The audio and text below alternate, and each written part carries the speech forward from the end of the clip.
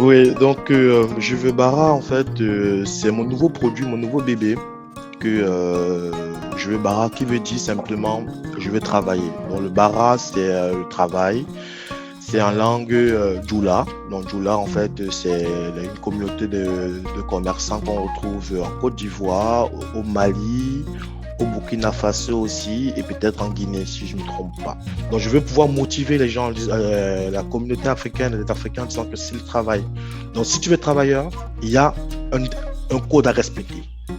Il y a un code à respecter pour pouvoir travailler.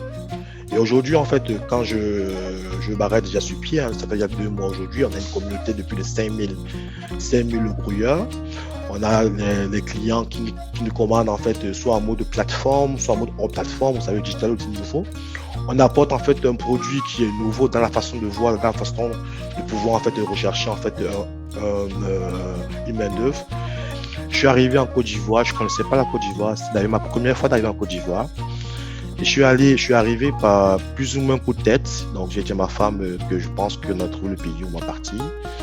Et effectivement, il y avait une shortlist. Il y avait soit la Côte d'Ivoire, soit le Nigeria, soit le Ghana.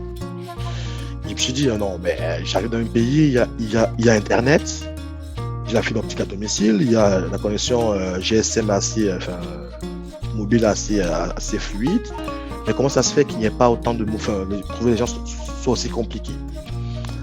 Donc, c'est là que du coup, l'idée en fait est venue en fait, de dire, ok, dans ce cas, donne-toi justement en fait la mission de pouvoir donner la visibilité aux artisans pour permettre à ceux qui arrivent de nouveau en Côte d'Ivoire de pouvoir les trouver. Tout Ça, à fait, tout à fait. Ah, oui, oui. l'Ivoirien prend effectivement attention à son nom. Vous faites tout faire, mais salir son nom, c'est pour lui c'est insupportable. Hmm. Donc j'ai compris ça effectivement. Donc comme les gens ont peur souvent de se mouiller, du coup pourquoi en fait attendre d'appeler quelqu'un. Moi, je vais pouvoir en fait assurer cette confiance là. Tout le monde veut grandir. Et quand tu parles avec les brouilleurs, effectivement, ils veulent pouvoir, en fait, pouvoir bien se loger. Tout le monde veut pouvoir manger KFC. Comme on dit souvent, le bien est bien, mais tout le monde. Mais sauf que le plus souvent, en fait, ils n'ont pas l'accompagnement qui va avec. Oui. Pour le Mais grouilleur, en enfin, fait, aujourd'hui, en fait, clairement, je veux construire une Afrique de travail. Déjà, je veux faire la promotion du travail et pouvoir, en fait, motiver l'Africain à travailler. Et hmm. ça, pour travailler, il faut un cadre. D'accord. Le slogan aujourd'hui, en fait, que j'aime dire avec Brouillard, c'est qu'on est une communauté, discipline, travail. Et pour notre Afrique, effectivement, parce que mon but, effectivement, c'est de pouvoir réduire le chômage. Hmm. Je veux barrer ambition de réduire le chômage. Souvent, quand je dis ça, on me dit c'est ambitieux. Mais non, c'est pas ambitieux. Comment est-ce qu'on peut réduire le chômage? Bonjour à tous. Aujourd'hui, le show a été lancé, pour ceux qui savent, c'est pour pouvoir partager le parcours des personnes qui impactent l'Afrique, des personnes qui osent, parce que on veut pouvoir créer le déclic en les Africains. L'Afrique a un énorme potentiel, tout le monde le sait. Par contre, avoir le potentiel et pouvoir l'activer et surtout créer l'impact, pouvoir aussi créer le meilleur pour sa vie, devenir riche, tout ça, il faut pouvoir le faire, il faut pouvoir oser. Et donc, dans ce show aujourd'hui, on va accueillir une personne qui est sur ce chemin-là, qui a osé, qui est aujourd'hui en Afrique. Et donc, je suis très honoré d'accueillir aujourd'hui sur Impact Africa Louison. Moi, je l'appelle Louison, mais en fait, c'est lui en bas. Mais donc, Louison, qui est un ami qui est aujourd'hui en Côte d'Ivoire et qui a lancé plusieurs applications, plusieurs entreprises pour pouvoir justement impacter la Côte d'Ivoire, pour pouvoir résoudre un problème qui est très important dans beaucoup d'économies en Afrique. Donc, on va pouvoir le découvrir.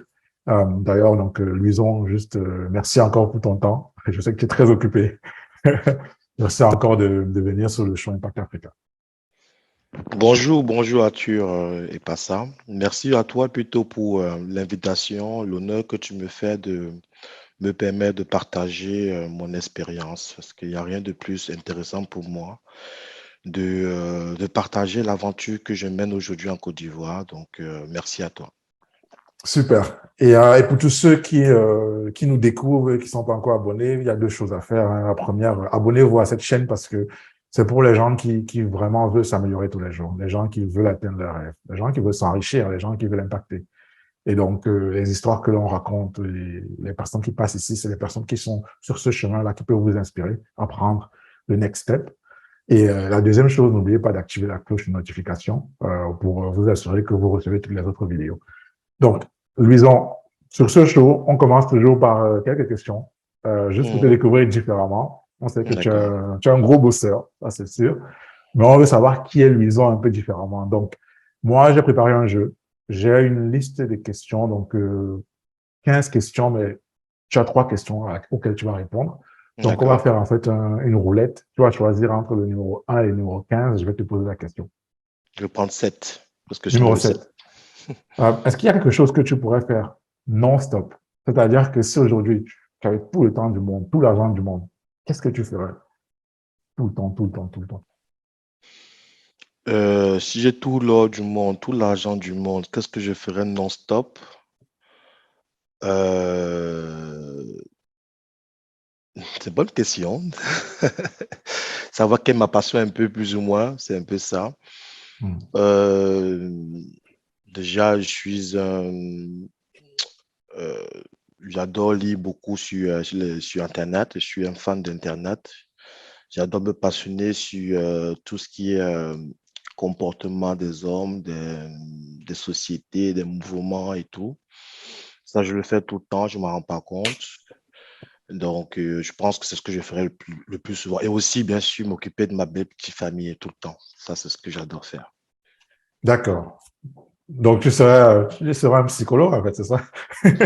Ouais, souvent, ouais, je suis psychologue. Psychologue. Souvent, je dis à mes amis, ceux qui me connaissent très bien, que j'ai mon doctorat en psychologie, en sociologie et souvent même en sexologie. Donc, D'accord. c'est des sujets qui me passionnent. Donc, j'aime bien me documenter.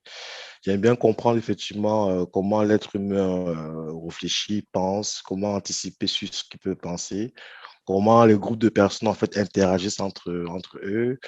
Voilà, enfin, j'aime bien ça, oui, effectivement. J'adore partager, donner des conseils, en fait, même si moi-même, je ne suis pas un bon, comme on dit souvent, je ne mets pas forcément mes conseils en pratique. En tout cas, en partager, en tout cas, j'aime bien le faire. D'accord. Ouais, super intéressant. Est-ce que tu peux choisir un autre numéro entre 1 et 15? Notre numéro 10. 10. Quel est l'Africain qui t'inspire le plus? L'Africain qui m'inspire le plus,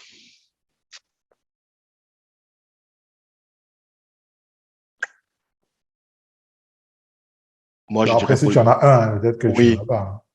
non, je dirais un Paul Biya, le président du Cameroun. Sérieux? Oui, sérieux. D'accord. Est-ce que je peux savoir pourquoi? Donc, bon, déjà, parce que déjà, je trouve que, il y a un lien affectif déjà il compte pour moi un grand-père. Donc, c'est vrai qu'il n'est pas parfait, mais je trouve que pour arriver à rester où il est, en fait, avec tous les aléas qu'on peut connaître dans nos pays africains, maintenant de l'intérieur comme de l'extérieur, il arrive en tout cas à maintenir sa place sur le plan politique. Je ne dis pas que sur le plan économique, que sur le plan en fait, social, il est l'homme parfait, mais sur le rôle d'être politicien, je trouve qu'il fait très bien son travail. Comme quoi, en fait, souvent dans la vie, on ne peut pas tout faire, mais ce pourquoi tu es supposé faire, si tu le fais bien, pour moi, c'est bien. D'accord. Donc, c'est plus pour le stratège politique Ouais, le qu'il est stratège que. politique, effectivement, ouais. D'accord. OK. OK, OK, c'est clair. Et un dernier numéro entre 1 et 15. Un, Un. Quel est le pays, je pense que j'ai visité pas mal de pays en Afrique, mais quel est le pays que tu aimerais visiter que tu n'as pas encore visité en Afrique? bon, déjà, j'ai visité que deux pays en Afrique, hein, pour dire vrai, le Cameroun, la Côte d'Ivoire. Moi, je ne suis pas un grand voyageur. Donc, je voyage plus parce que il faut aller en vacances avec la famille. Mais moi, je Hmm. suis plutôt quelqu'un de très sédentaire. Je m'installe où je suis. Parce que je prends le temps pour observer. Si je voyage trop, du coup, je n'ai pas le temps de bien observer, de bien maîtriser. Donc, s'il fallait en fait aller en gros en Afrique, ailleurs, il y a un autre pays que j'aimerais visiter. Bon, c'est vrai, je suis allé, autant pour moi, je suis allé au Maroc, autant pour moi, pour les raisons professionnelles. Mais Maroc, Côte d'Ivoire, Cameroun, Guinée équatoriale, mine de rien, ça fait déjà 4 pays. Mais j'aimerais aller en Afrique du Sud. D'accord. En Afrique du Sud, je pense que c'est une destination qui me sera. Afrique du Sud ou Nigeria. C'est un des deux pays que je cible. OK, très bien. En tout cas, merci de t'être prêté au jeu. Je Je t'en pense prie. on comprend un peu déjà un peu l'homme, parce que quand tu parles de sociologie, psychologie, on comprend. J'aime bien ça. Et c'est par ça en fait que je voulais commencer, parce que je sais que aujourd'hui là, les gens ils voient ta casquette là, je vois j'ai ma barre là. Je veux Bon, Bara. moi je suis pas un Ivoirien, donc je maîtrise pas trop. Et c'est ça en fait que je voulais que tu nous expliques un peu ce que tu fais très rapidement. On voit Babar, hein, on voit tout ça. Tu as quitté la France pour t'installer avec ta famille en Côte d'Ivoire. Et tu es très passionné par ce que tu fais. Donc, est-ce que tu peux nous présenter un peu c'est quoi ça, cette casquette Babar et ce que tu fais là? Oui, donc je veux Bara, en fait, c'est mon nouveau produit, mon nouveau bébé, que je veux Bara, qui veut dire simplement je vais travailler. Donc le Bara, c'est le travail. C'est en langue Djoula. Donc, Djoula, en fait, c'est une communauté de commerçants qu'on retrouve en Côte d'Ivoire, au Mali, au Burkina Faso aussi, et peut-être en Guinée, si je ne me trompe pas. Donc, ils sont très présents, en fait, en tout cas en Côte d'Ivoire. D'ailleurs, le président Alassane Ouattara, c'est un Djoula, dit-on. J'espère que je ne me D'accord. trompe pas non plus. Donc, ça parle du travail et du coup, le mot bara est entré dans l'argot ivoirien qu'on appelle le noussi. OK. Donc, je veux Barras et je veux travailler. Donc, c'est quoi techniquement et concrètement? C'est une plateforme de mise en relation entre, j'aime dire, les boss et les grouilleurs. Les grouilleurs sont pour moi, en fait, de la main-d'œuvre qualifiée, des gens qui veulent travailler. Donc, j'ai fait exprès de ne pas d'utiliser des mots qui sont très locaux, enfin, qui sont adaptés effectivement à la population pour pouvoir en fait avoir passer un message qui soit très fort, qui soit compréhensible par ma cible, les Ivoiriens. Donc, le grouilleur, pour moi, en fait, c'est la main d'œuvre qualifiée que je dis, mais c'est aussi quelqu'un qui veut travailler, qui veut se développer, qui a la motivation, la niaque de pouvoir avancer, qui est prêt à se battre tout pour pouvoir se développer. Donc, ce n'est pas celui qui est feignant, c'est pas celui en fait qui croise les pieds, qui dit je n'ai rien reçu, l'État ne m'a rien fait pour moi et qui se plaint, qui se lamente. Mais le couilleux, c'est celui en fait qui retrousse les manches et qui dit ok, bon, ok, voici la situation de l'Afrique, c'est difficile, c'est difficile partout, même en Afrique, même en Europe, c'est difficile. Faut pas croire qu'en Europe, c'est plus facile qu'en Afrique, mais que malgré ça, malgré les difficultés, l'adversité, il dit ok, moi, je prends le problème à bras le corps et je veux avancer. Donc, qui du coup a un métier, mais qui malheureusement n'arrive pas à pouvoir déclencher en fait, trouver facilement le travail, mais pourtant il est bon dans son métier. Voilà, donc je vais Barra, c'est une plateforme de mise en relation, donc pour permettre effectivement à un client, une personne lambda qui recherche un homme de métier. Donc, quand je parle de métier, là, je parle par exemple des hommes du bâtiment, des hommes, hommes comme femmes, hein, des hommes mécaniques, enfin, tous les techniciens en fait dont on a besoin au quotidien. Donc ça, je veux Bara. Mais je veux Bara, c'est aussi une façon pour moi de pouvoir motiver, stimuler en fait l'Africain par le travail, parce que je suis convaincu effectivement que pour pouvoir en fait sortir des problèmes on peut connaître en Afrique, il faut que les Africains, de manière générale, travaillent. C'est par le travail individuel et collectif qu'on arrivera à pouvoir construire des modèles économiques intéressants. Donc, ceci pour moi, effectivement, d'inciter l'Africain en disant, OK, aujourd'hui, s'il te plaît, effectivement, parce que tu n'as pas le travail, parce que malgré la compétence, parce que tu n'as pas le réseau, donc je veux Bara te permettre de pouvoir t'exprimer, te développer, mais à toi de faire la part du boulot. Donc, si tu es compétent, tu viens travailler dans un cadre de travail donc, qui est mis en place dans Je veux Bara, et tu auras le travail et du coup, mais moyen de respecter les règles, les disciplines pour te développer. D'accord. Et proposer naturellement aussi un panel de services à nos clients, les boss, dans les clients qui, du coup, parce que les boss ont besoin de la main-d'œuvre au quotidien et qui souvent, en fait, c'est souvent pénible de trouver la bonne main-d'œuvre qualifiée pour son besoin, qui l'écoute, qui l'accompagne au quotidien. Donc, proposer justement les services de ces grouilleurs aux boss de manière sécurisée. D'accord. C'est intéressant et je pense on va vraiment plonger là-dedans parce que je trouve ça, sincèrement, je trouve ça très fort. Parce que moi, j'ai une expérience où j'ai été au Cameroun, où j'ai fait dans les champs et où en fait, j'étais avec des travailleurs justement qui sont qualifiés dans un certain domaine. Et il faut préciser, quand je dis grouilleur, les exemples, ça peut être un maçon qui est très bon dans son domaine, ça peut être un peintre, ça peut être, voilà. Il fallait juste préciser ça. Et moi, j'ai côtoyé ce type de personnes. Bon, c'était au Cameroun, mais effectivement, du coup, ça me parle un peu quand tu en parles. Mais la question que je voulais, avant de revenir vraiment dans comment ça se passe, c'est mais comment tu en arrives là? Parce que moi, je sais que tu es un informaticien à la base. OK, tu étais en France, tu es parti en Côte d'Ivoire. Et qu'est-ce qui te pousse finalement à laisser, on va dire, ton confort? Parce qu'en plus, je sais que tu es déjà chef d'entreprise, ton confort pour pouvoir te lancer là-dedans. Qu'est-ce qui t'anime dans cette aventure? Bon, soit je raconte l'histoire en fait qui m'a amené dans ça, soit je raconte en fait ce qui m'anime un peu le plus. Donc, je vais barrer. Donc, je ne sais pas par quel angle en fait tu préfères que je commence. Non, mais je Dans- pense que comme tu le sens. Comme je le sens, d'accord. Donc déjà, effectivement, je suis ingénieur en système d'information, donc vulgairement on dit informaticien, mais souvent je dis aux gens que je ne sais pas comment dépendre dépendant d'un ordinateur. Donc l'informatique est très très vaste, très très vaste. Donc du coup, j'ai fait mes études en France et aux États-Unis. Donc j'ai travaillé dans une boîte informatique, une ESN en France, et après j'ai créé ma boîte au départ comme consultant indépendant, freelance, comme on dit souvent. Et après, j'ai créé ma propre ESN, qui est d'ailleurs toujours active. Elite Technologies, avec 3 associés, avec un pool d'ingénieurs.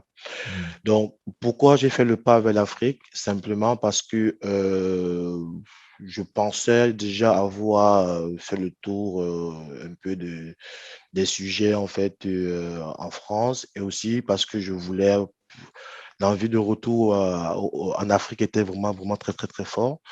Et le COVID vraiment a contribué effectivement à me motiver à prendre mon sac, mettre d'eau et retourner en Afrique.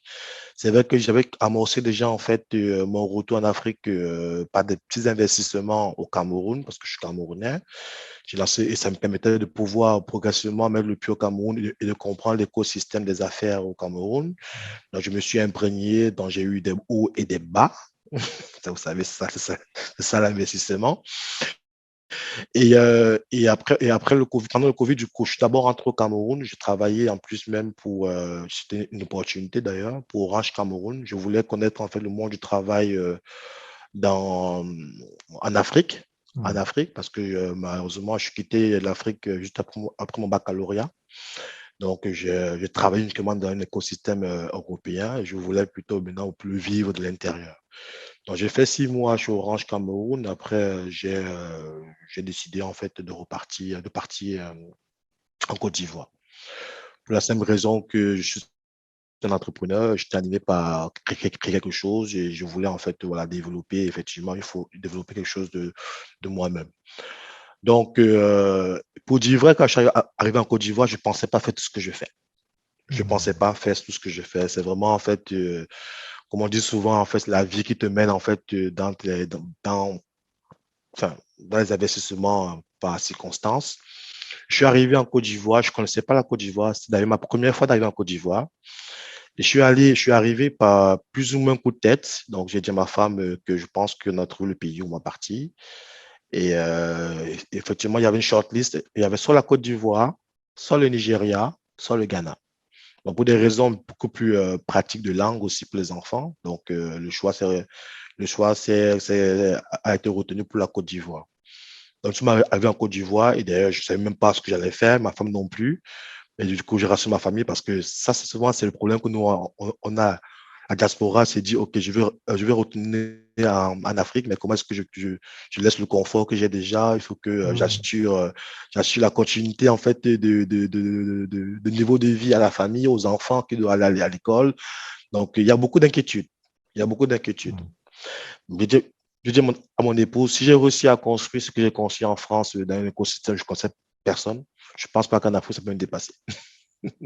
Donc, c'était ça, mon mindset, en fait, de dire, OK, je vais aller, de toute façon, je vais voir sur le terrain, je vais improviser, je vais pouvoir, voilà, je me connais, je suis un battant, je suis un travailleur, je vais trouver une solution. Donc, effectivement, je me suis dit, au pire des cas, ce que je vais faire ce que c'est fait le plus, l'informatique. C'est que nous sommes à l'ère digitale maintenant, donc Au pire des cas, je vais créer un truc informatique, je vais faire du service aux entreprises, je vais proposer mes services en transformation digitale, vu que j'accompagne déjà les grands comptes en France. Donc, du coup, mon profil est assez intéressant. Je peux justement arriver et le proposer. Donc, quand nous sommes arrivés, donc, du coup, en Côte d'Ivoire, dans cette démarche qu'on s'est positionné, donc, fait du B2B, du business. Et on a commencé à faire du réseautage, assister aux événements, pouvoir créer le réseau. Mais bon, moi, je suis souvent un peu très dynamique dans ce que je fais. Au bout d'un mois, 2 mois, 3 mois, ça ne décollait pas. J'essaie de me projeter pour savoir est-ce que je pourrais compter sur cette démarche. Et j'avais pas le réseau, je connaissais personne. Il fallait créer de partir de zéro. Donc, du coup, j'ai pris le temps de faire un peu retour en arrière. Je me suis dit, bon, je pense que ça va être compliqué si je prends cette approche pour pouvoir en fait me développer. Et je me suis posé la question, qu'est-ce que je peux donc faire? Bon, maintenant, ce qui est intéressant, effectivement, c'est que en même temps que je viens d'arriver en fait dans un pays, donc j'étais face à des problèmes pour pouvoir trouver la main-d'œuvre pour m'accompagner au quotidien pour m'installer. Lors de mon installation, j'avais besoin des peintres pour pouvoir refaire la peinture, j'avais besoin des ferronniers pour pouvoir mettre des barres de fer de sécurité pour mes enfants, j'avais besoin en fait de beaucoup de petites main-d'œuvre au quotidien, même des nounous, j'avais besoin. Donc, en 6 mois, par exemple, en 6 mois, j'ai eu 6 nounous différents. Donc, j'appelais à gauche à droite pour trouver quelqu'un qui peut me recommander, mais voilà, forcément, je ne trouvais toujours pas. Où j'ai eu le déclic, c'est qu'un jour, j'ai mon portail, le portail de chez moi en Côte d'Ivoire qui était bloqué. Je n'arrivais pas à sortir de la maison parce que du coup, la sécurité était vraiment bloquée. Et le contact que j'avais, en fait, qui me permettait de pouvoir entrer en relation avec les gens du métier, ne marchait pas. Donc, je fais quasiment un jour, 2 jours bloqué à la maison. J'ai même dû presque Wow. escalader en fait de chez moi pour pouvoir sortir, aller moi-même Wow. sur le terrain pour chercher en fait un ferronnier qui est débloqué. Wow. Là, quand je suis rentré, je me suis dit, ah, mais c'est impossible que ce soit aussi compliqué pour quelqu'un qui vient d'arriver, plus bon, Côte d'Ivoire, Cameroun, même si c'est 2 pays différents. Moi, je me sens comme au Cameroun, en Côte d'Ivoire. En plus, les Ivoiriens sont très accueillants. Donc, c'est anormal. Donc, même en appliquant la démarche où je partais dans la rue pour chercher, donc, c'est pas évident. Tu as des pancartes, mais tu appelles, ça passe toujours pas. En plus, la numérotation avait changé en plus quand je suis arrivé en Côte d'Ivoire. Donc, avant, tu étais sur 8 chiffres, on est passé 10 chiffres. Du coup, tout est Hmm. nouveau. Donc, ça marche, ça passait pas. Et le seul support que j'avais, du coup, c'était Internet. Je dis, OK, je vais sur Internet pour voir si je peux en trouver. J'en trouvais personne, à part les grosses structures de la place qui proposaient effectivement les choses aux entreprises. Et puis, je me suis dit, non, mais j'arrive dans un pays, il y a Internet, j'ai la fibre optique à domicile, il y a la connexion GSM assez, enfin, mobile assez fluide. Mais comment ça se fait qu'il n'y ait pas autant de mots, enfin, trouver les gens soit aussi compliqué. Donc, c'est là que du coup, l'idée en fait est venue en fait, de dire, OK, dans ce cas, donne-toi justement en fait la mission de pouvoir donner la visibilité aux artisans pour permettre à ceux qui arrivent de nouveau en Côte d'Ivoire de pouvoir les trouver parce que en Côte d'Ivoire, il y a beaucoup de gens qui arrivent soit en mode vacances, soit en mode installation et qui, je pense, comme moi, ont sûrement ces problèmes parce que tu es nouveau dans un pays, mais comment faire? À qui faire confiance en plus? À qui faire confiance? On se pose la question de la confiance. Donc, tu vas prendre n'importe qui en route et tout, tu ne sais pas qui il est. Donc, comment est-ce que tu peux pouvoir en fait te sécuriser tout ça? Hmm. Et du coup, j'ai commencé par un premier produit qui s'appelle Mon site à moi. Dans mon site à OK. moi, c'est le site, enfin, au départ, quand je l'ai construit, vous pouvez taper sur Internet www.monsiteamoi.net. Donc, j'ai dit à ma femme qu'écoute, je pense que je vais travailler sur créer les sites Internet pour les artisans. Parce qu'il faudrait qu'ils soient visibles sur Internet pour qu'on tape un plombier, on trouve monsieur Koné, le plombier, qui vient te dépanner. Les artisans, comme on dit. Parce qu'en France, ça se fait en France, donc du coup, il n'y a pas de raison qu'on ne peut pas le faire en Côte d'Ivoire. Tant plus qu'il y a Internet, tant plus qu'il y a l'infrastructure. Même si ce n'est pas généralisé, en tout cas à Abidjan, on ne souffre pas de problème de connexion. Donc, je commence mon chemin en créant mon site à moi. J'ai converti tous les différents artisans que j'avais rencontrés dans le produit. Donc, avec une approche assez innovante parce il n'était pas question de faire un produit qui soit européen, mais qui soit un produit qui soit adapté en fait au marché. Donc, Hmm. aujourd'hui, quand tu demandes en fait à faire un site internet, par exemple, les prix sont assez élevés. Donc, je me suis dit aussi parce qu'il y a ce côté un peu social, ce côté vouloir aider dans mes affaires. Donc, du coup, je dis comment est-ce que je peux aider, en fait, pas mon métier, aider, en fait, l'Africain. Donc, en plus, s'il est visible, tant mieux. Et moi, je fais du business. Je Hmm. proposais, en fait, je proposais d'ailleurs parce que l'offre a évolué, parce que du coup, j'ai compris où est-ce qu'il y a du business. Je proposais, en fait, un site Internet à 500 francs par jour aux artisans. 500 francs par jour. J'avais bien sûr des commerciaux sur le terrain qui ont réussi à m'enrôler près de cinquantaine, 100 artisans quasiment, qui ont souscrit parce qu'ils ont trouvé l'offre intéressante et ils ont souscrit, mais sauf que j'avais bien les clients. D'ailleurs, j'ai commencé à construire ma communauté. On se voyait, on faisait les repas de Noël ensemble parce que j'étais nouveau, c'était justement ce que je côtoyais au quotidien. Donc, mais sauf que Internet, parce que je suis informaticien, pour faire du référencement, ça prend du temps. Hmm. Or, l'artisan n'a pas ce temps-là. L'artisan africain, il veut l'immédiat. Il a besoin de les problèmes de subsistance au quotidien. Donc, quand je dis artisan, c'est vraiment la main d'œuvre. Hein. Donc, du coup, ça fait que le demander d'attendre 6 mois pour pouvoir espérer avoir des clients, pour lui, c'était incompréhensible. Donc, du coup, naturellement, conséquence, mon produit, mon site a commencé à avoir des problèmes en termes de trésorerie parce que les Hmm. clients ne payaient plus, ne couvraient plus. Il y a eu boulot à faire beaucoup de boulot pour le recouvrement, pour les motiver à continuer à payer. J'ai compris effectivement que le produit n'était pas adapté, en tout cas, à la façon dont les artisans, en tout cas en Afrique, se positionnent. C'est là que du coup, j'ai commencé à réfléchir, à comprendre en fait comment est-ce que je peux les accompagner dans l'immédiateté, dans, D'accord. dans la spontanéité, pour que au quotidien, ils puissent déjà avoir de quoi manger. Donc, aussi, mon aventure en Côte d'Ivoire est riche d'expérience parce que m'expliquer en fait, j'aime investir parce que ça fait 1 an et 2 mois que je suis en Côte d'Ivoire. Entre-temps, j'ai pu monter une ferme de 5000 poulets. J'ai monté en fait un petit marché urbain pour pouvoir, parce que je suis arrivé dans un petit village, il n'y avait pas de marché. Du coup, je dis, OK, je vais pouvoir en fait faire vivre le marché. Donc, j'ai créé, fait vivre le coin, j'ai créé un marché en fait urbain que j'ai mis à la disposition de la collectivité, avec bien sûr une gérante et tout, avec un accès qui ne soit pas bloquant. On fait le marché à Attends, gaz. créer un marché, ben, c'est-à-dire créer, monter Oui, créer le Ok. bâtiment du marché, mettre les petits stands en fait dans le coin et permettre du coup aux gens de venir louer le stand en fait à 100 francs la journée quasiment. Et Ah ouais. du coup, ouais, Ok. Et ça marche, ça va, quoi. oui, ça marche. Du coup, j'ai mis quasiment 50 comptoirs. Aujourd'hui, on doit avoir 30 comptoirs qui sont déjà pleins, quoi. D'accord. Et à côté, j'ai créé en fait un petit maquis avec une petite poissonnerie et du poulet, forcément. Du coup, voilà, j'ai créé un petit écosystème en fait de poulet, maquis et du coup, créer l'activité dans le coin. C'est un petit village, pas très loin de chez moi. Et voilà. Et cette expérience est riche, était très riche humainement parlant parce que ça m'a permis de beaucoup rencontrer des grouilleurs beaucoup rencontré la main d'eux parce que moi j'en ai besoin parce que du coup il fallait construire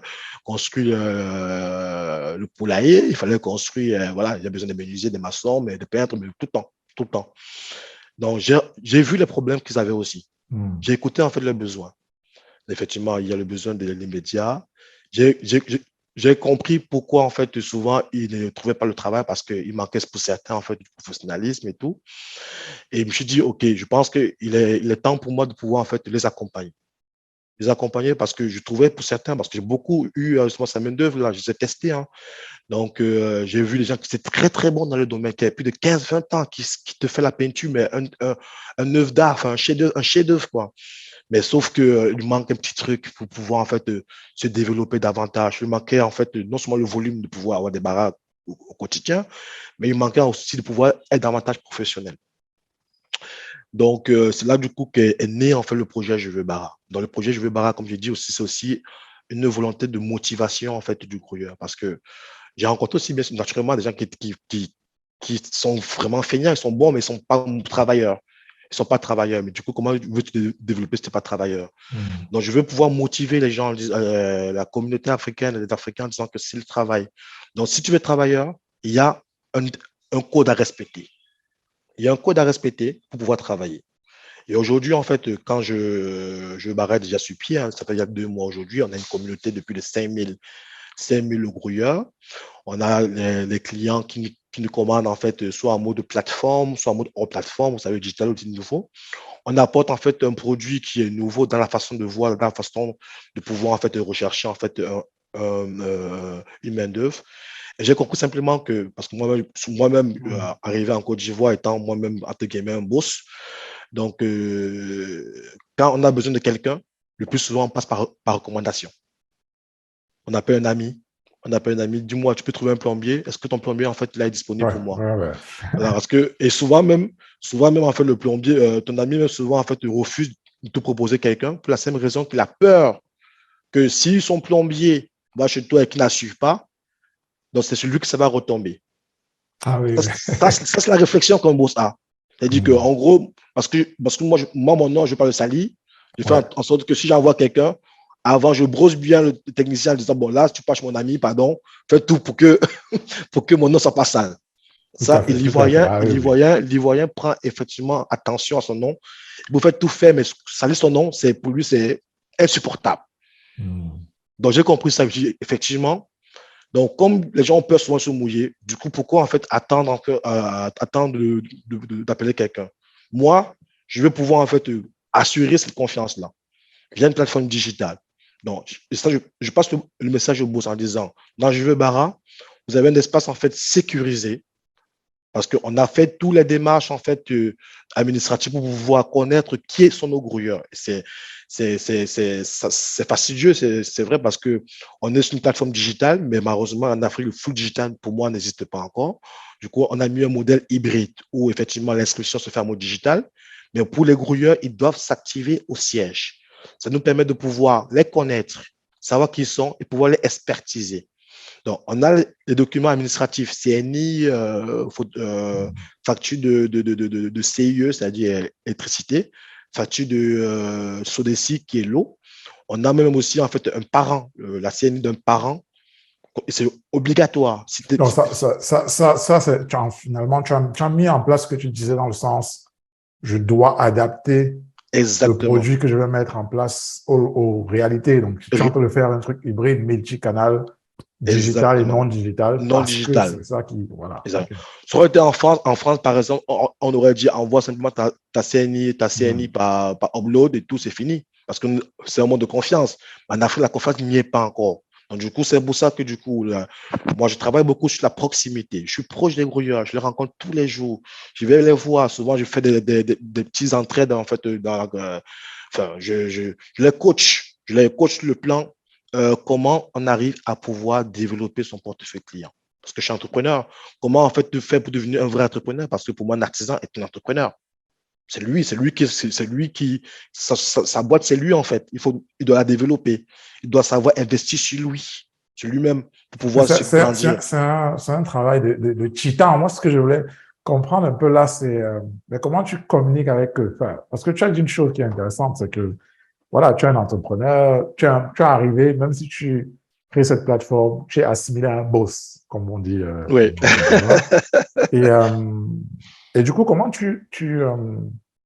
dans l'approche de ton business, comment tu fais pour convaincre, même pas convaincre, mais comment tu fais pour amener justement ces artisans, ces grouilleurs à penser professionnel? Parce que ça, c'est quand même, je pense que c'est une difficulté, j'imagine. Oui. En fait, démarche. La vérité est que tout être humain veut se développer. Ça, c'est humain, c'est naturel. Si on regarde la courbe de Maslow, en fait, Maslow a su l'expliquer. Tout être humain veut grandir, personne ne veut rester derrière. Tout le monde veut grandir. Et quand tu parles avec les grouilleurs, effectivement, ils veulent pouvoir bien se loger. Tout le monde veut pouvoir manger KFC. Comme on dit souvent, le bien est bien, mais tout le monde. Mais sauf que le plus souvent, en fait, n'ont pas l'accompagnement qui va avec. Il y a d'autres. Cet accompagnement-là, du coup, là, je comprends, mais ce que je veux comprendre tes difficultés au quotidien, parce que on dit souvent investir en Afrique, on dit souvent, oui, faire des choses en Afrique. Il y a des difficultés, de vraies difficultés. Et le propos ici, ce n'est pas de dire parce qu'il y a des difficultés, on ne le fait pas. C'est plus de dire, il faut savoir avoir la bonne approche, il faut savoir avoir le bon truc, il faut savoir les prendre pour les amener justement à faire cet accompagnement. Et ça que moi, je veux savoir, c'est voilà, comment tu as réussi. Parce que 5 000 grouilleurs, c'est énorme. Moi, je Oui, trouve. Voilà. effectivement, je pense que j'ai reçu aussi, enfin, ça on me le dit, hein, ça c'est mon question, c'est les retours effectivement du terrain, enfin, c'est que j'ai créé beaucoup la proximité avec eux. Je suis sur le terrain avec eux, je les ai côtoyés et j'ai créé en fait des relais. Du coup, aujourd'hui, en fait, j'ai un réseau de relais, en fait, qui, du coup, c'est eux qui vont parler, en fait, à leurs frères pour dire, il y a un mouvement. Je parle comme les Ivoiriens. Il y a un Mm. mouvement. Donc, venez, en tout cas, le boss, il est bien, il accompagne les gens. Et voilà. Et du coup, il ramène les gens que je rencontre, on parle, on échange et tout. Ils comprennent effectivement où ce que je veux les amener. Ils adhèrent. Bien sûr, il y a d'autres, effectivement, qui sont, comme on dit, la marmaille, qui sont des plaisantins. Et rapidement, en fait, on a mis en place des process de filtrage pour éliminer les plaisantins. Et du coup, moi, c'est la proximité. Je vais les voir, mais tout le temps, on a les commerciaux sur le terrain. C'est vrai, c'est de l'argent, mais je marche beaucoup par le bouche à oreille.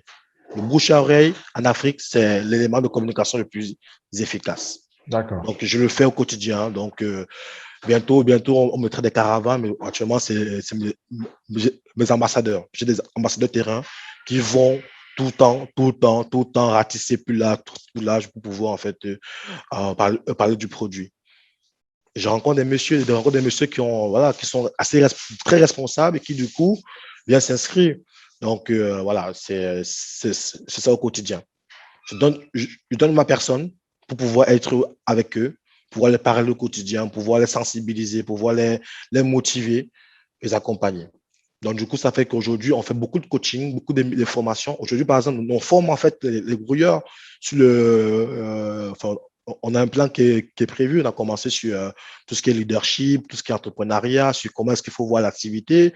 Là, on va suivre en fait bientôt avec tout ce qui est relations clients, comment est-ce qu'on améliore en fait la communication avec le client, être Wow. ponctuel. C'est différents éléments en fait qui souvent nous manquent souvent nous Africains. Donc, on bosse avec des cabinets partenaires donc, que j'ai pu construire, Dieu merci, avec mes associés et qui, du coup, viennent former en fait les grouilleurs soit dans les locaux, soit dans les locaux. Donc, moi, maintenant, la cible, c'est pouvoir arriver sur un modèle beaucoup plus grand via le digital, mais on construit progressivement, progressivement. Mais tous les grouilleurs aujourd'hui, quand de jeux bara, ils sont sensibles effectivement à faire la qualité. Et moi, je les teste encore toujours parce que moi-même, je suis demandeur des services, en fait, de la main-d'œuvre. Quand je les prends, même si effectivement il y a proximité, je vois comment, en tout cas, quand j'envoie chez un client, Mm. les retours que j'ai, c'est qu'ils sont très contents. Ils sont très contents parce que le grouilleur se bat, même s'il ne sait pas lire ou écrire, parce que c'est la vérité. C'est qu'on a en Afrique des gens qui ne savent pas lire et écrire, mais pourtant, ça travaille. Donc, du coup, voilà, on les accompagne pour que, du coup, ils puissent être professionnels et que le client aussi, en fait, voilà, on compense son manque, le manque de lecture et de lire et Mm. écrit du grouilleur par un service commercial. Ça fait que, du coup, le service est là, le client, ses attentes sont là et voilà. C'est ce qui fait, en fait, effectivement, d'autres plus-values. D'accord.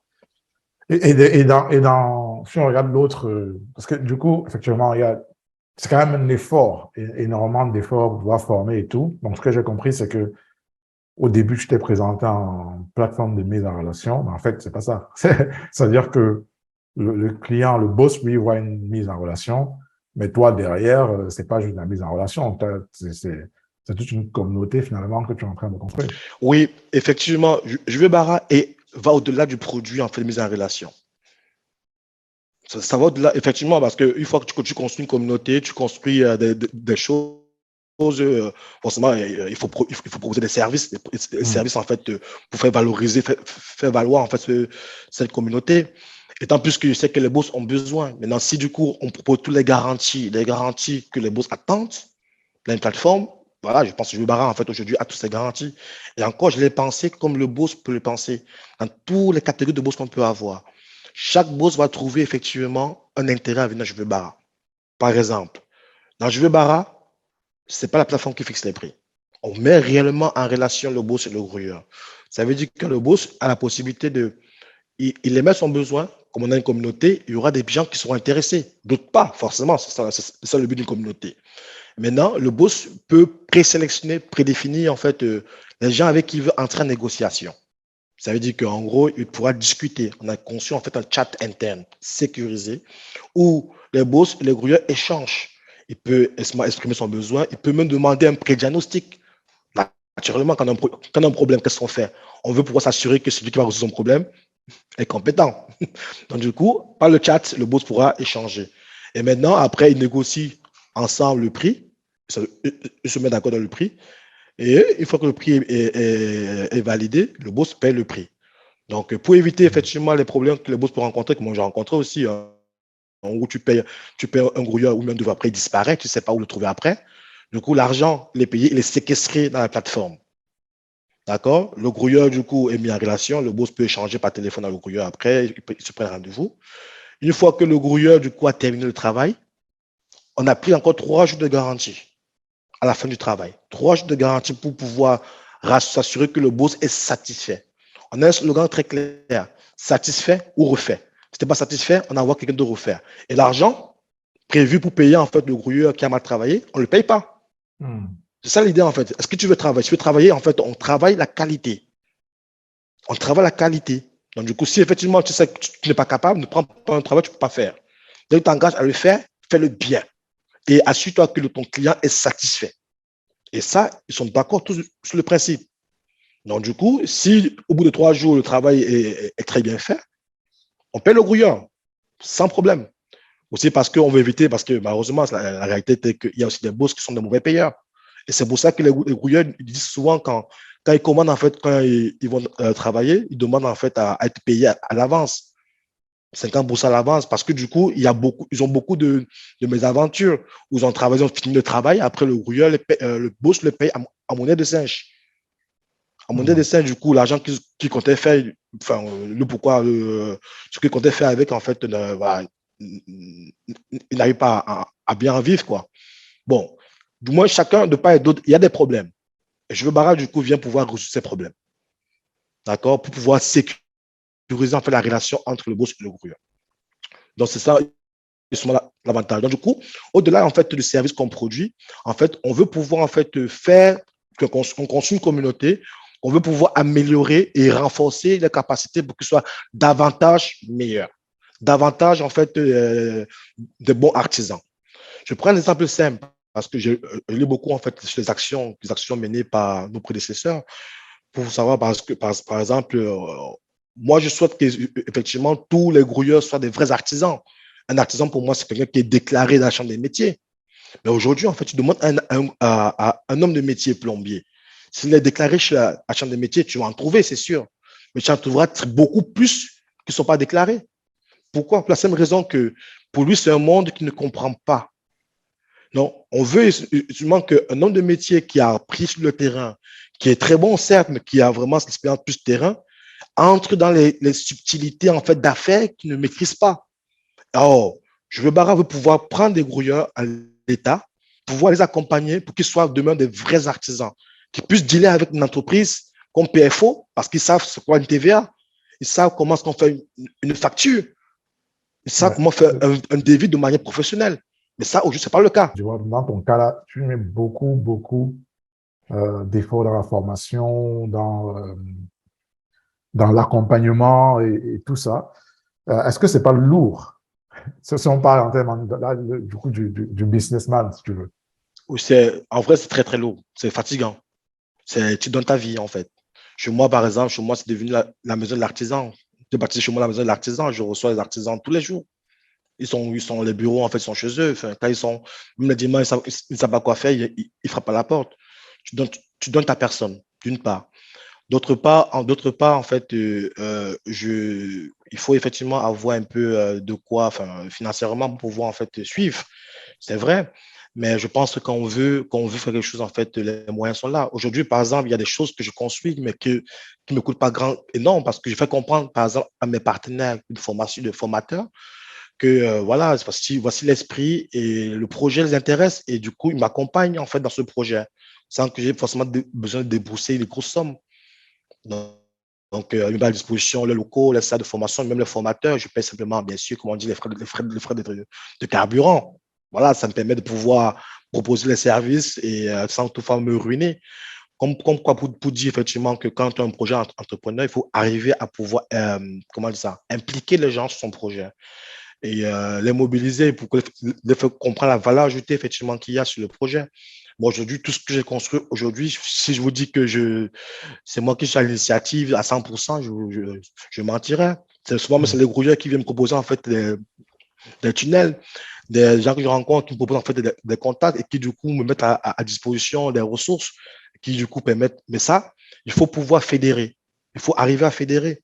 Il faut arriver en fait à faire comprendre à quelqu'un que sur un projet et on y va et voilà. Même mes collaborateurs en interne, aujourd'hui, pour les mobiliser, aujourd'hui, on est quasiment 18 collaborateurs. C'est lourd financièrement, mais je ne vous cache pas que c'est. Il ne faut pas croire que c'est forcément des grosses sommes qu'il faut sortir. Mais moi, j'arrive à pouvoir fédérer effectivement du projet auprès de mes collaborateurs où les gars sont vraiment. C'est eux-mêmes qui bossent pour le projet parce qu'ils savent effectivement l'intérêt, la valeur ajoutée qu'on apporte, la satisfaction, le plaisir qu'on apporte en fait lorsque à la fin tu as un grouilleur qui te dit merci, ou bien qui vient, qui prie pour que le projet puisse davantage réussir, quoi. Donc c'est ça ce plaisir qui fait qu'au quotidien on se mobilise et là, on continue malgré les difficultés à y arriver. Mais c'est difficile, clairement c'est difficile. Parce qu'aujourd'hui, en plus, on a fait le choix de faire une grosse communication. D'accord? Parce que les dommages, effectivement, que ce produit tel qu'on l'a fait, on l'a construit, qui marche, qui plaît à bout de boss, que d'autres boss ne bénéficient pas. Parce que clairement, je suis convaincu que Je veux Bara, chaque boss va trouver la solution à ses problèmes. Moi, j'invite à tous les boss de la Côte d'Ivoire de tester une seule fois Je veux Bara. D'accord? Ils verront effectivement qu'ils sont satisfaits. S'ils testent une seule fois, je vous assure qu'ils vont revenir 2 ou 3 fois avec quelqu'un d'autre. Ça, c'est une garantie parce que je sais les problèmes des boss. Je sais les exigences attentes des boss. Et je peux vous garantir effectivement que chaque grouilleur pourra répondre à 100% à vos attentes. Avec moi comme caution morale. Mais bien sûr, il faut des moyens financiers, il faut des moyens humains. Mais moi, je mise beaucoup plus sur l'humain. L'humain, pour moi, a une richesse beaucoup plus forte que l'argent. Donc, voilà. Donc, il faut bien payer le carburant quand même aux gens parce que sinon, ça ne marche pas. Voilà. Donc, mais ma force, et c'est ça que je dis, hein, mais c'est l'humain. L'humain que je construis, que ce soit interne ou externe. Les partenaires, les collaborateurs, les grouilleurs, c'est tout ça, effectivement, qui rend ce projet vraiment intéressant. Et qu'est-ce qui est prévu alors en termes de com ou en tout cas d'approche? Parce que bon, j'imagine que pour la partie boss, parce que bon, là finalement, le produit, il est plutôt bien ficelé, il est plutôt travaillé et surtout, l'augmentation de la valeur réelle du produit, encore avec les formations, elle est là, elle est prévue et tout. Et dans l'autre sens, par rapport au boss, du coup, parce que tu as parlé de pas mal de communication. Oui, effectivement, aujourd'hui, en fait, nous sommes en fait présents sur quasiment tous les canaux. On est présent dans les rues avec les panneaux publicitaires. Donc, on a couvert déjà la ville de Cocody avec quasiment une vingtaine de points, la ville, la commune. Peut-être pas toute la commune, mais les points stratégiques, on a jugé stratégiques. On a les commerciaux terrain. Je l'ai dit, en Afrique, la communication passe par la proximité, par le bouche à oreille, clairement. On a les commerciaux terrain qui sont tous les jours dans les différentes communes pour aller communiquer et activer les comptes des boss. Parler du produit, distribuer les flyers, mais voilà, ça, tous les jours, on y est. On a le digital, naturellement, parce qu'on est bien dans le digital. On a aussi les médias TV. Donc là, on lance encore des spots publicitaires. On a la presse qui est venue souvent parce que j'ai entendu le produit, qui est venu en fait parler du produit. On essaie d'être présent partout pour que les boss, pourquoi on veut être présent partout? Effectivement, il y a un intérêt business, c'est vrai. Mais avant tout, on veut faire comprendre, ce qu'on veut aussi dire, c'est que il serait dommage qu'un boss ne bénéficie pas de nos services. C'est ça qui est l'intérêt. Parce que je veux plus qu'un boss ait des souffrances, ait des tracasseries, vu des tracasseries parce que en fait, il est tombé sur une mauvaise main d'œuf. J'ai rencontré des boss. J'ai rencontré en fait une restauratrice qui justement a eu son local et qui du coup a appelé, on sait comment investir, c'est compliqué. Elle a appelé un carreleur, le carreleur est venu faire les travaux, supposé faire les travaux. Elle a donné l'argent, le carreleur a disparu jusqu'à présent. Pourtant, c'était un gros investissement pour elle. Ça, c'est le problème que j'aimerais plus que ça. J'aimerais plus qu'un boss rencontre ce problème-là. Et c'est pour ça que je veux Bara est fait pour les boss. Pour que tu puisses, par exemple, commander un grouilleur et pouvoir lui remettre les clés de chez toi, entre guillemets, étant serein. Parce que quand tu appelles un technicien qui vient chez toi, tu es obligé de le suivre. Mais c'est un manque à gagner pour toi qui es boss. Toi qui travailles, toi qui fais télétravail, c'est un manque à gagner parce que du coup, si tu fais 2 heures, 3 heures, c'est 2 heures, 3 heures à le suivre. Du coup, ça m'a à gagner à côté. Or, on sait comment le monde va tellement vite. Abidjan aussi, ça bouge tellement vite. Donc, du coup, souvent, on n'a pas le temps pour voir sur tout ça. Donc, je veux permettre effectivement au boss de payer enfin, quand il paye, il sait le pourquoi il a payé.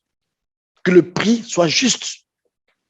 Si je veux Bara, par exemple, on s'assure que le prix du devis, c'est un prix du marché pour éviter les surfacturations. On sait que dans nos pays africains, les gens fonctionnent comme ça. Donc, quand tu regardes effectivement un prix en fait, sur un devis, tu vois le prix, tu dis, ah, soit tu es un connaisseur, effectivement, tu sauras que c'est un prix majoré, soit tu n'es pas un connaisseur, du coup, tu payeras. Mais non, moi, je veux que les boss payent le juste prix. Le juste prix et la qualité soit rassurée, effectivement. C'est pour ça que, du coup, on a un intérêt fort de communiquer parce que je ne veux pas qu'un boss passe à côté de l'opportunité qu'on lui propose d'avoir le service avec la qualité. C'est très important pour nous. Donc, du coup, on est présent. On veut couvrir le maximum en fait de boss et qu'eux-mêmes puissent au moins faire un test. Parce que s'ils testent une fois, ils seront convaincus, ils vont revenir. Ça, je peux garantir. D'accord. Et qu'est-ce que tu as, parce que bon, là, on arrive à la fin de l'interview. Je pense on a compris la philosophie et on a aussi compris finalement ce qui t'anime. Et mais qu'est-ce que tu as, donc, quand tu as démarré ça, qu'est-ce que tu avais en tête? C'est-à-dire, je suis un peu dire, mais pour le grouillard, qu'on résume un peu. Parce que, pour le grouillard, en fait, aujourd'hui, en fait, clairement, je veux construire une Afrique de travail. Déjà, je veux faire la promotion du travail et pouvoir, en fait, motiver l'Africain à travailler. Et ça, pour travailler, il faut un cadre. D'accord? Le slogan aujourd'hui, en fait, que j'aime dire avec Grouillard, c'est qu'on est une communauté, discipline, travail. On construit une communauté, on travaille dans la discipline. Que sans discipline, on ne peut rien faire. C'est ça le problème qui nous manque souvent. Il nous manque d'être discipliné. La compétence, souvent, on l'a en Afrique. On l'a la compétence. On trouve des génies en Afrique. Moi, je trouve les mecs qui font des peintures, qui font des peintures extraordinaires. Mais sauf qu'ils ne sont pas disciplinés. Tu vas commander le mec, en fait, il vient quand il veut. Oh, tu as des besoins. Oh, le service, effectivement, veut dire qu'il faut être au service du client. C'est ça, on crée la discipline. Donc, communauté, discipline, travail. Donc, pour arriver en fait, à une Afrique beaucoup plus forte, dynamique, travail est plus professionnel. C'est ça qu'on a besoin de renforcer les capacités. Les capacités de nos main-d'œuvre. Parce que ça, moi, j'ai pris le volet main-d'œuvre, mais sûrement sur d'autres volets, effectivement, le problème va se poser. Comme par exemple, aujourd'hui, moi, j'ai du mal à trouver d'informaticiens en Côte d'Ivoire. Je ne trouve pas. Je cherche partout, moi, je suis informaticien, j'ai du mal à trouver, mais je ne sais pas pourquoi. Donc, pourtant, je pense que l'Afrique, on sait très bien que l'Afrique, il y a un gros potentiel, il y a des choses à faire. Maintenant, il faut qu'on puisse construire ça ensemble pour que les choses puissent se faire. Donc, du coup, communauté, discipline. Donc, pour le grouilleur, communauté, discipline, voilà, les valeurs. Et pour le boss. Juste pour terminer, côté grouilleur, il y a un jour, un grouilleur m'a dit une phrase qui m'a vraiment touché. Il m'a dit, boss, c'est pourquoi j'aime Je veux Bara. Je dis pourquoi. Il m'a dit, quand Je veux Bara, c'est le seul endroit en fait, où tu peux travailler et apprendre en même temps. Donc, ça correspond à un modèle qu'on a en France, effectivement, qu'on dit à l'apprentissage, où tu as les gens qui vont à l'école et qui vont sur le terrain travailler. Donc, c'est ça, c'est pas un modèle. Je pense que ça arrivait malgré soi. Enfin, je pensais pas à ça comme ça au début, mais c'est aujourd'hui, quand je reçois les retours des grouilleurs, effectivement, quand j'ai ça, je dis, ah, effectivement, ils peuvent apprendre et après, ils vont travailler en même temps parce qu'on a besoin de manger. C'est la vérité. Si on ne travaille pas, on ne mange pas. Si on ne mange pas, on ne peut pas apprendre, on ne peut pas étudier, on ne peut pas écouter même ce qu'on va dire.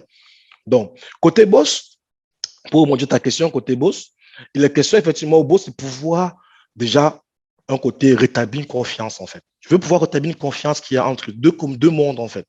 Un monde, effectivement, des boss, des grouilleurs, cette confiance n'existe plus. C'est pour ça que recommander un grouilleur quand on ne le connaît pas, très peu le font. Très, très peu le font. Je veux rétablir la confiance. Tu vois, la confiance, bien sûr, la confiance, chacun a, tout le grouilleur, sa contrepartie à faire, mais pour que, via le digital, le boss soit senti serein. Je veux pouvoir, en fait, faciliter la vie du boss, parce que c'est un boss, il faut qu'il puisse pouvoir vivre encore mieux. Parce que c'est l'argent, effectivement, qu'il paie pour un service, il faut qu'il soit satisfait. Améliorer la façon de faire le service.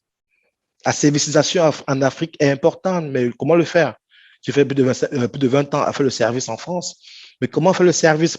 Proposer le service aux particuliers, mais un service de qualité. Je veux que ces boss-là puissent sentir que le service est possible de le faire. Moi, j'ai fait que le service toute ma vie, dans mon cadre professionnel. Maintenant, je le fais dans le cadre, effectivement, de mise en relation, mais les boss vont sentir qu'il y a un service derrière. Je veux qu'ils puissent bénéficier de ça. Parce que le time is the money. Si effectivement tu as l'argent et que tu le paies à juste en fait changer de grouillage et voilà, ne pas trouver le service, c'est dommage. Abidjan aujourd'hui en construction, souvent, c'est une vérité qui m'a interpellé. Souvent, il y a des chantiers qui sont en retard, pas parce qu'il n'y a pas l'argent pour financer le chantier, parce qu'il n'y a pas la main-d'œuvre pour accélérer le chantier. Et pourtant, cette main-d'œuvre existe. On a fait un recensement de longue haleine. On est parti dans tous les quartiers des grouilleurs. Les quartiers, je sais qu'un boss ne va jamais pouvoir entrer. Moi, je suis entré. Je suis allé dans les quartiers, pour ceux qui connaissent en fait Cocody, Colombie, un quartier de Colombie, qui était un quartier très, pas très commode. Aujourd'hui, en fait, ça s'est amélioré. L'État a construit la route, a mis un commissariat, c'est devenu beaucoup plus sécurisé. Mais c'est malheureusement parce que le loyer coûte tellement cher à Abidjan qu'un grouilleur qui gagne pas des masses, forcément, il ira vivre dans les quartiers un peu populaires, par exemple.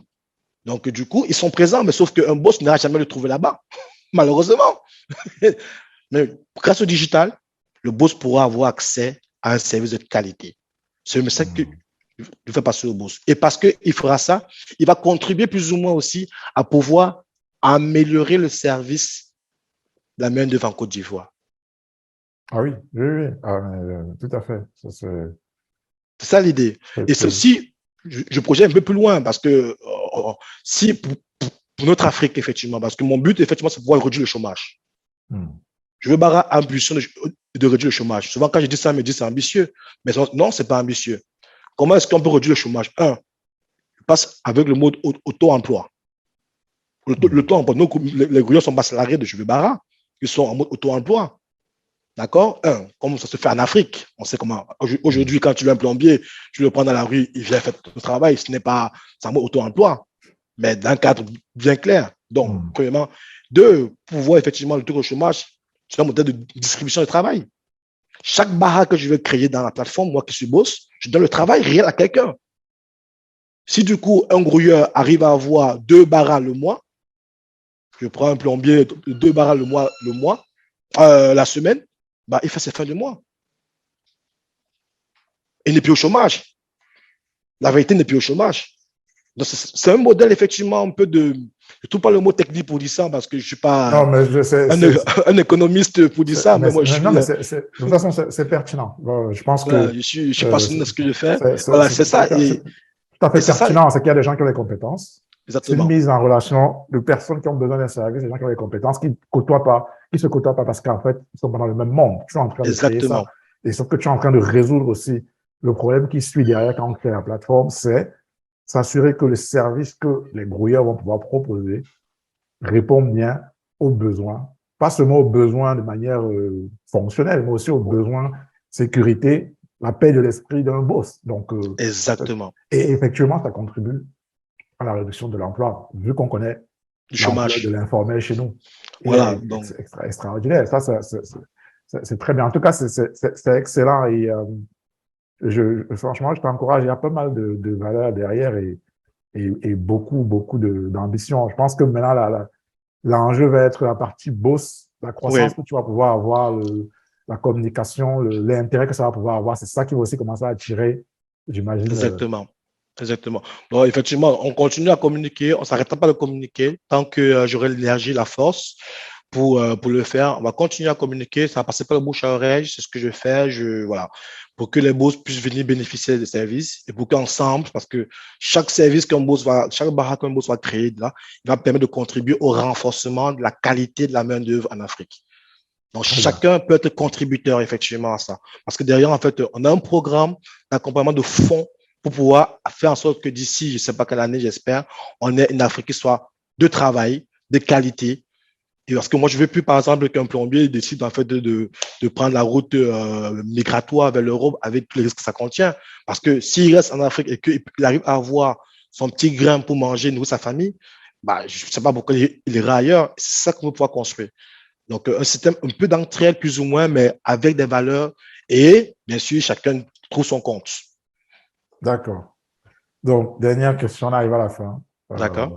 Tu as déjà un peu, je pense qu'on a déjà un peu une idée, mais quel est l'héritage que tu veux laisser du coup pour l'Afrique avec cette activité ou même avec autre chose?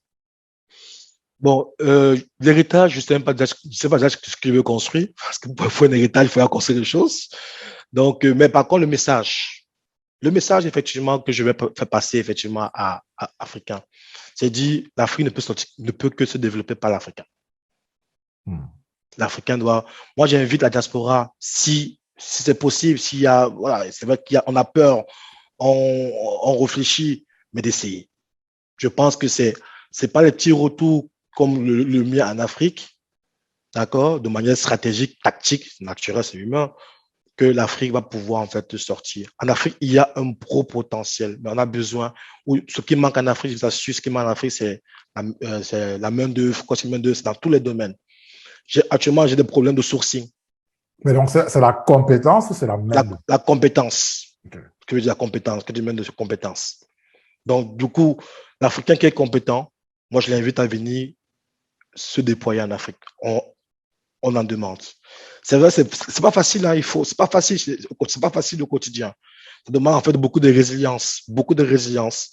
Mais je vous assure que après l'étape de résilience, vous trouvez déjà un gain personnel parce que vivre en Afrique, c'est tellement agréable.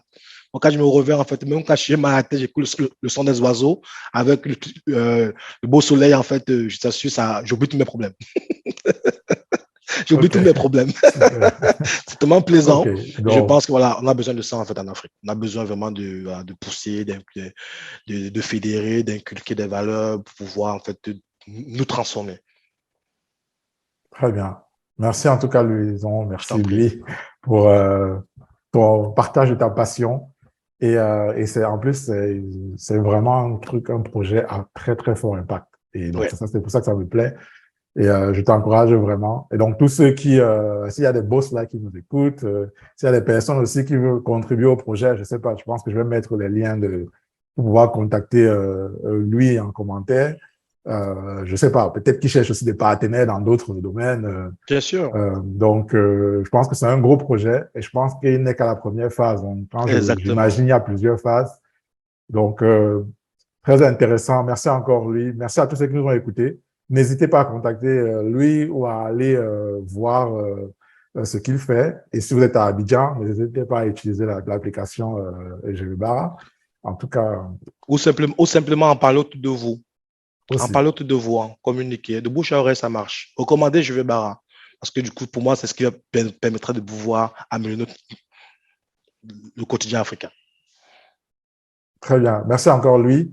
Et pour ceux qui ne sont pas encore abonnés, n'hésitez pas. Vous avez là-dessous, vous pouvez cliquer sur le lien pour vous abonner et activer la cloche aussi. Et lui, en tout cas, merci encore. Je te laisse aller avec tes applications. On s'est connecté le matin là. Et à tous, je vous dis à la prochaine vidéo. Merci. Merci, Arthur. OK. Bye bye.